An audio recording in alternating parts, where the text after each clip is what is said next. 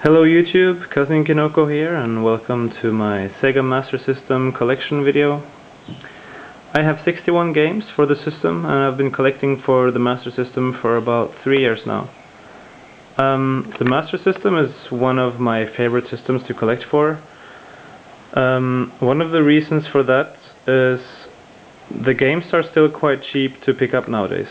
A lot of people tend to collect for the NES, and it's a really popular system to collect for, but I think the Master System is quite underappreciated, and the games still go very cheap online. Another thing is that it's quite easy to find complete copies with the box and the manual, as the games came in these clamshell cases and not in the cardboard boxes that the NES did. So a lot of kids would just throw away the cardboard of the NES games when they bought them, but they didn't really do that as much with the Master System. So I tend to find complete games quite often on flea markets, or at least more often than NES games. And one of the reasons, the reason that I'm doing my collection video right now is because I was just looking through this latest issue of Retro Gamer magazine. This is a magazine from the UK, and this time they have a focus on the Sega Master System. And one of the interesting things about the Master System is that it was more popular in Europe than in the US and Japan. So we have a lot of European exclusives, and it's a system that's much easier to collect for here in Europe. There are some exclusives in the US, and especially there is a lot of exclusives in Brazil from Tectoy. But there are much more games released here in Europe. I think there are around 270 titles in the PAL territory, and I think there are around a bit more than 100 or something in the US. So yeah, the magazine takes us through some of the peripherals here, and some lists of which games that are worth picking up, which games are worth importing for us European collectors. And it also has a list of all the PAL games that have been released, and I was just going through the list and ticking the boxes here of the games that I own, and I thought, while I have all the games on the table here, I might as well do a collection video on my Master System games. So let me just take you through my collection here. First off, we have Aerial Assault. I tend to only pick up games if they are complete, or at least if they have the boxes, since it is quite easy to find games with the boxes for the Master System. But if I find something for really cheap, if I find a cartridge for really cheap, I still pick it up. So I have been finding like a couple of bundles with tons of cartridges only. So I have a few loose carts for the Master System in my collection that I plan to switch out as soon as I get a complete copy. Air Rescue, Alex Kidd in Shinobi World. This is a parody of the Shinobi franchise, and it's also one of my favorite Alex Kidd games. I would say the best Alex Kidd game is Alex Kidd in Miracle World, which is a built-in game on my system. It also came it was also released, on a cartridge, but the cartridge is quite rare and expensive, so I don't have that one.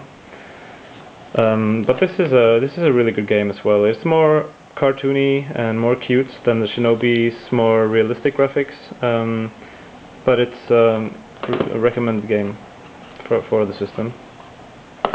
Alien 3.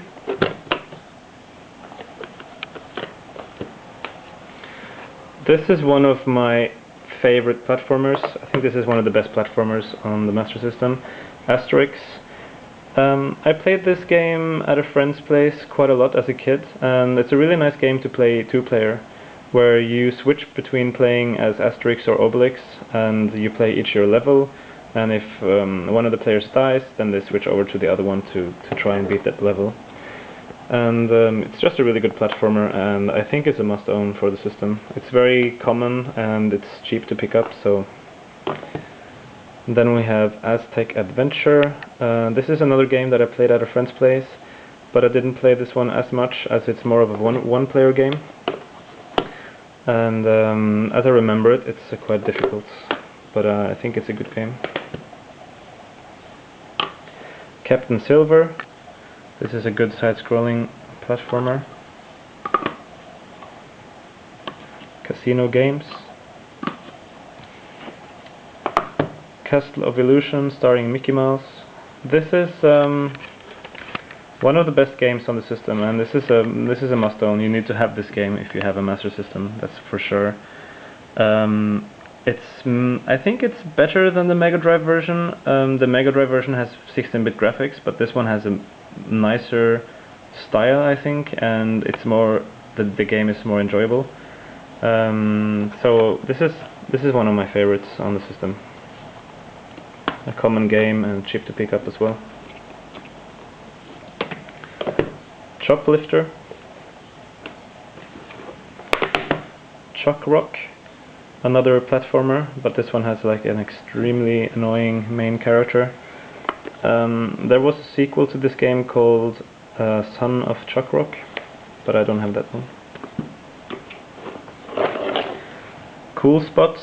This game was also released on the Mega Drive, the Super Nintendo and the PC. I played the PC game back in the day, and I've only tried this one a little bit. I would say it's better to get the Super NES version of this game. Danon, the Jungle Fighter. This is an action RPG where you play as a main character that looks a bit like Tarzan. And you can level up your character, and I think you pick up items as well. It's a very short game for an action RPG, but it's a really good one, and actually it's a good thing that it's short because it doesn't have any password saves or any kind of saving feature. But it's a really good game, and I would recommend picking it up.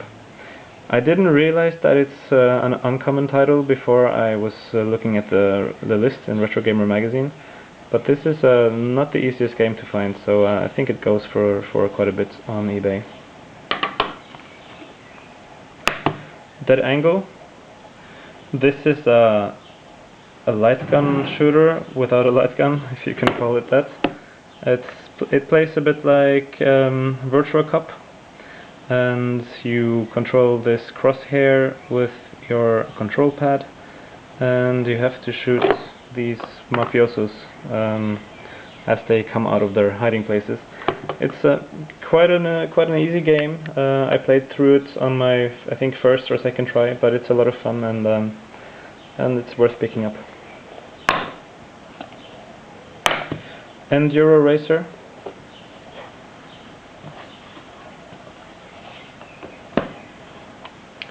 E-SWAT. I also have this game for the Mega Drive. One of my favorite series on the Master System, Fantasy Zone 1 and 2.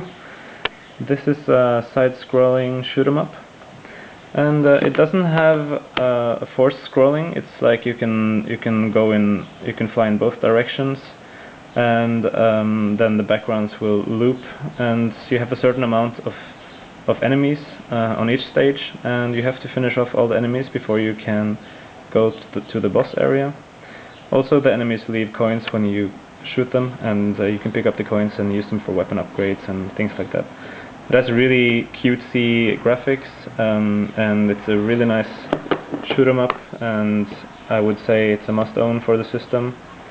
The first game is common and easy to find, so definitely worth picking up. Then we have Fire and Forget 2 by Titus. I didn't realize that this was a rare game. Actually, it's one of the most rare games on the Master System here in Europe, and it's like a racing game where you can shoot the enemies. And yeah, it's a shame that I only have the cartridge when it's a rare game, but still, it's nice to have it. And then we have here, see, Gangster Town.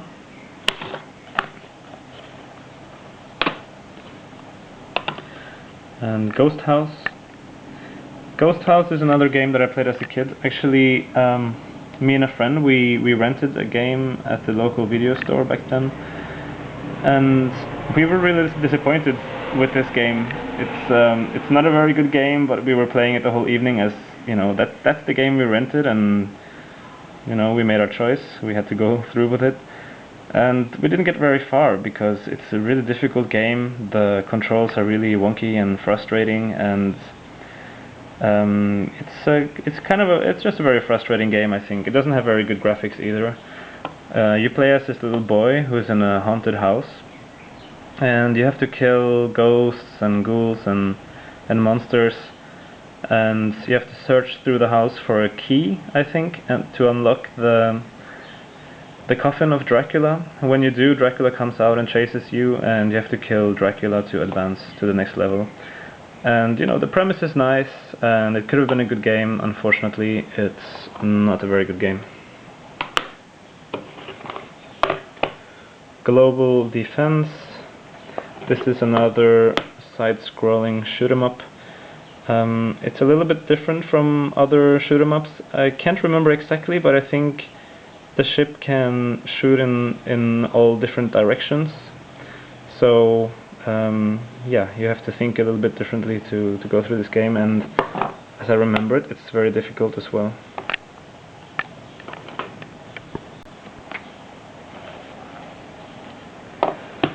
Then we have Kung Fu Kid.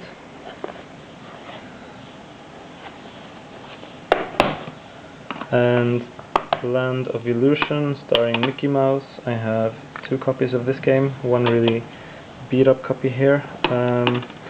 This is a sequel to Castle of Illusion, and while it's not as good as Castle of Illusion, it's still a really good game, and I would definitely recommend picking this up. I haven't played it as much as Castle of Illusion, but I enjoyed it a lot when I did, so. Here's another must-own for the system, The Lucky Dime Caper, starring Donald Duck. Another very common game, and a really nice one. Marble Madness, not the best version of Marble Madness out there. Another uncommon game, Marksman Shooting, Trap Shooting, and Safari Hunt. This is a collection of 3 light gun shooters, and again, I wasn't aware of this being an uncommon or a rare game, but I found out from the list of games in the Retro Gamer magazine. Michael Jackson's Moonwalker. This is a nice game to have, if only for the box art. I really like the box art on this one, but I think the Mega Drive game is the better version of this game, and probably the one to pick up. But this is a very common and cheap game, so it's not a bad one to pick up, I think. Miracle Warriors, Seal of the Dark Lord. This is an RPG, and there are not so many RPGs for the Master System.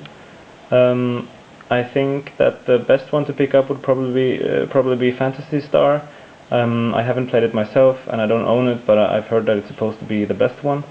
But this is a very good game as well, actually. It plays a bit like Dragon Quest or the early Final Fantasy games, and although it's a really simplistic game and quite a short one as well, it is really enjoyable, and I would recommend picking this up if you find it. It's an uncommon game, so I think it goes for quite a bit on eBay.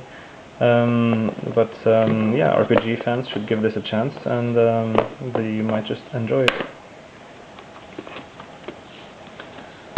My Hero. This is another game that I played as a kid. A friend of mine had this, and I have fond memories of playing it. I enjoyed it a lot back then, but it's a very simple game. It plays a bit like Kung Fu on the NES, and it has, I think it's 4 levels and then an end boss. And when you beat the end boss, you go back to the first level again with more enemies and increased difficulty, so the game just goes, it just loops and goes over and over, and it doesn't really have an end, I think. So it's not a game that you could sit around and play for ages, but it's a nice pick up and play game that you can have some fun with for a few minutes, and Although it's not a must-own for the system, I think it's worth picking up if you find it cheap. The New Zealand Story. I haven't played this one so much, but it looks like a nice platformer. The Ninja. This doesn't look like much from the box art, but it's a really nice game actually. It plays like Ikari Warriors, top down, and you can shoot in different angles. Of course, instead of shooting with a gun, you shoot with a ninja star, because you're a ninja. It's quite hard, but the controls are tight, and it's a really enjoyable game. It's a common game as well, and I would recommend picking this up. Olympic Gold. Outrun. I'm still missing the two other Outrun games, Outrun Europe and Outrun 3D. Outrun 3D being the more rare title. Pro Wrestling. One of my favorites on the Master System here, we have Psycho Fox. Amazing box art, and really good game as well. It's a platformer where you can play as 4 different animal characters, and they all have different abilities. And it's another game that I played at a friend's place as a kid.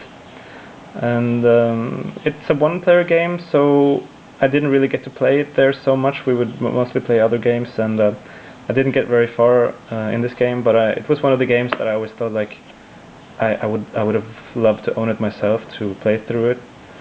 And now as a grown-up finally I picked it up, and I played through the whole game. It's a really enjoyable game, and I would say it's a must-own. Rainbow Island, Story of Bobble 2. There are different versions of this game, different ports, and to my experience the best one I've played is the one for the Sega Saturn that comes together with the arcade version of a Bobble. But this is quite a good port as well, and it's a common game. Russ Stan. Plays a bit like Rygar, if I remember correctly. It's a pretty good game, I think. Yeah, it's been a while since I played it. Running Battle.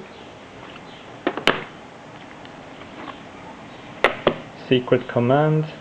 Here we have another example of the Master System's horribly awkward cover illustrations, cover artwork.